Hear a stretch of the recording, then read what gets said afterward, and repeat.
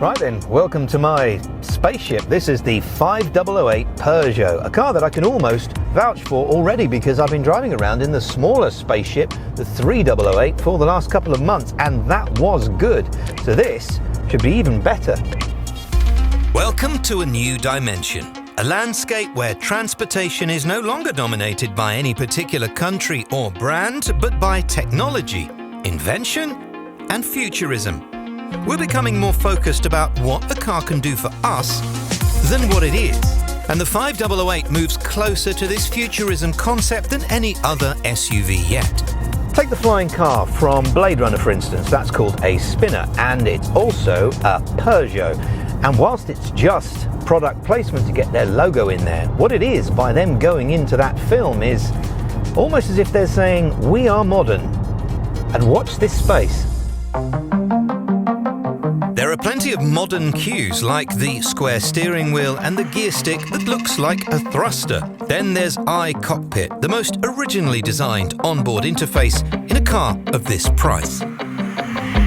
You can choose from a selection of petrol and diesel engines, obviously, but interestingly, this is a 1.2 petrol engine with 130 horsepower. It's a big car, or the fastest one is a 2-litre diesel with 180 horsepower, and there's a few in between. You might be thinking, well, obviously I'll go for a diesel, big car, but no, this engine is incredible. It's a 1.2, and I'm quite stunned actually how good it is, and that's testament to how Peugeot really are making smaller engines more efficient, faster, so you can go further. They've even got the strapline in there, see? Go further, go further. Oh no, wait, that's Ford, isn't it? Part of the 1.2 engine appeal is that it's very easy to maneuver, and that means the steering is super light. That is, when it's not steering or driving itself, of course, or looking out for speed cameras or other cars in your blind spot and warning you with lights and noises. Even the voice control has a nice noise, and you can tell it where to go, something the English have never done to anyone French. And that's the Cockpit partly in action there, something that looks good at night, so you can pretend you're in space and that. Like a spaceship.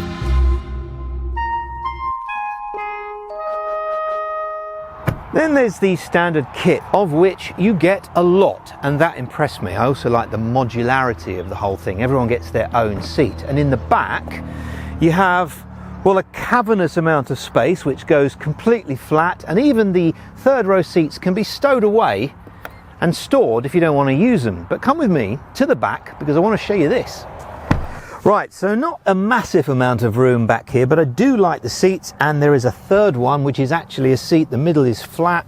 You get some nice tables for the kids and some blinds, which I like. But the best bit, of course, for the person in the back is the view. The steering wheel is set low. Above that is the virtual cockpit, acting as a head-up display that you can personalize.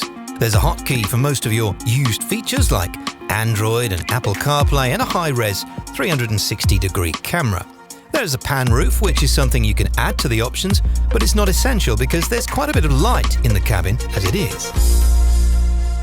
You can also get massage seats in the Peugeot, which is unusual, and Peugeot have brought in Focal as their supplier of speakers and sound for their additional sound system, and they are good because they normally do fanboy kind of components for cars. A bit of wireless charging, but all of that doesn't matter because of this. This is the square steering wheel, which is, well, the whole thing for me, really.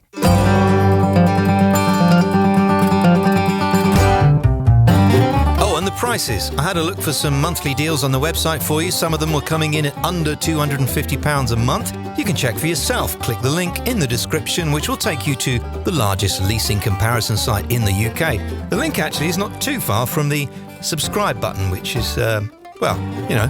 Test of the body roll on this virtually private road. I mean, there is quite a bit. I'm just listening to the comments really. Someone said to me, you don't do much swerving in your reviews.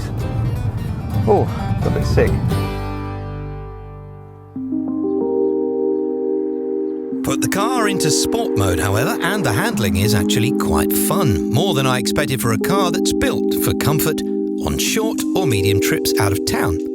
As it's light, there's also an accessible amount of power from the manual or the auto because even though it's large, it weighs less than a 5 Series saloon. And there is an overall feeling of luxury in the car because of the materials. I think there's such a great mix of bits of aluminium, bits of carpet, clever bits of material, lots of angles, very impressive. And that brings me on to road noise. Round town, as you can hear now, it's really quite quiet. On the motorway, and finally, just in case you didn't know, the 5008 is, according to What Car, not just better than the Skoda Kodiaq, but actually the outright champion of their prestigious Large SUV of the Year award. and so overall I would probably say that this is a very worthy winner, particularly because of the price, and even things like the running costs are cheap. So £14 a month equivalent for the first 55,000 miles are your optional service pack prices, which is just great. Then there's the Cockpit and the ride. Overall, as a package, I would say I am impressed. And so in French, je suis un cheval. I am a horse. Okay, very funny.